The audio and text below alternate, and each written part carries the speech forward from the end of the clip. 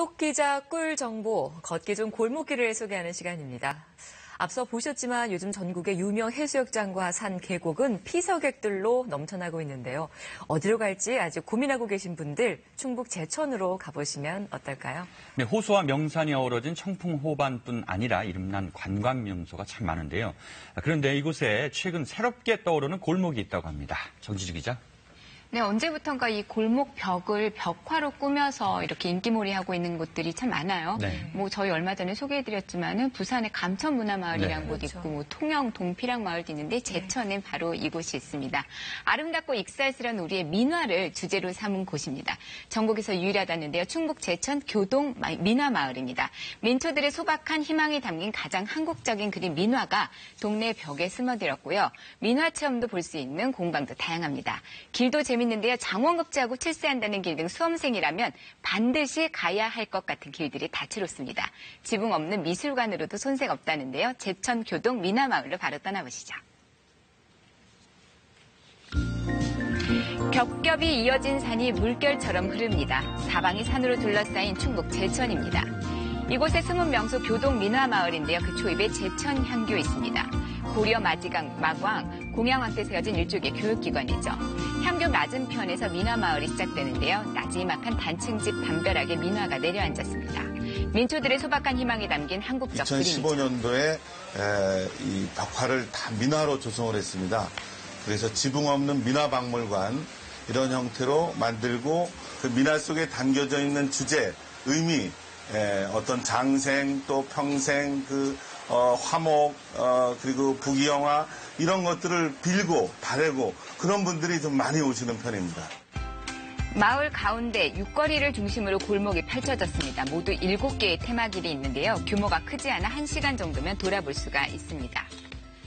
먼저 향교 앞 골목부터 걸어봅니다. 이곳은 학업 성취를 테마로 한 길입니다. 커다란 잉어 한 마리가 바닥을 거슬러 올라가고 있죠. 물고기가 용이 된다는 어변 성룡도입니다. 선비들이 합격을 다짐하면서 보던 민화인데 이뿐만이 아닙니다.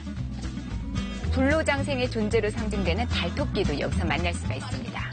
우리 민화는 백성들의 꿈을 담은 그림인데요. 여기 어변 성룡도는 잉어가 용으로 변하기 위해서 거센 물살을 헤치고 올라가서 자기의 큰 뜻을 이룬다는 의미를 갖고 있어요. 소원을 같이 생각하면서 하나, 둘, 셋.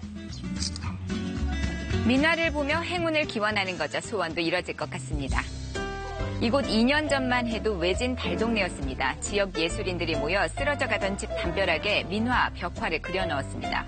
그 수만 해도 150여 점에 달하는데요. 입소문 나면서 소원 성취를 바라는 이들의 발길이 이렇게 이어지고 있습니다. 어린 친구들이 지금은 공부에 학업에 많이 지쳐있지만 이렇게 힘든 과정을 겪다 보면은 친구들이 뜻한 바 소원 성취할 수 있다는 이야기 스토리가 있다는 것이 참 아이들한테 좋은 경험도 될 수 있고 아이가 또 화가의 또 꿈이 있는데 이런 여러 가지 색감을 보여주니까 아이들한테도 너무 좋은 것 같아요. 자, 가장 인기 있는 코스는 이곳 출세길입니다. 힘들어도 이 계단을 다 오르면 출세한다는 곳인데요.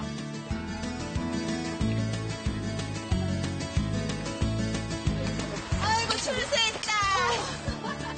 네, 이 출세길을 지나 이번에는 장원급제길로 가봅니다. 출세해서 세상에 이름을 드날린다는 뜻이죠. 입신양명을 바란 민화가 곳곳에 숨어 있습니다. 과거를 보러 가던 박달도령과 금목낭자의 애틋한 전설도 벽에 깃들여 있습니다. 자, 학업 성취, 출세, 장원급제길 다 걸었다면 이 가게를 꼭 들러야 합니다. 출세를 위한 활용점정, 용한 기운이 담긴 용빵 가게입니다. 용빵 3개만 주세요. 네. 자, 정말 틀이 용처럼 생겼죠. 하지만 용은 안 들었습니다. 용 모양 틀에 밀가루 반죽 넣고요. 팥을 듬뿍 올립니다. 달콤한 슈크림도 살포시 얹어주고요. 반죽을 덮고 구워주는 거죠.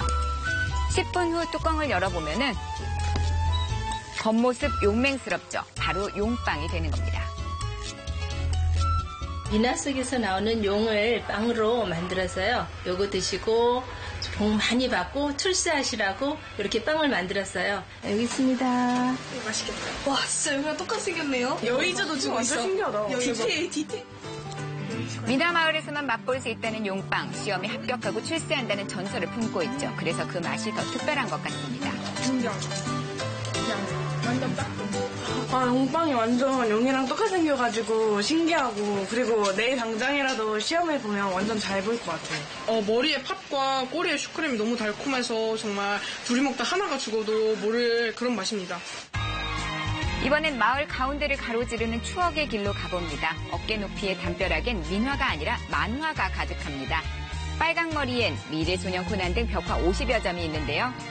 오줌싸개 소년부터 말뚝박기까지 옛 추억이 샘솟습니다. 이게 목지다.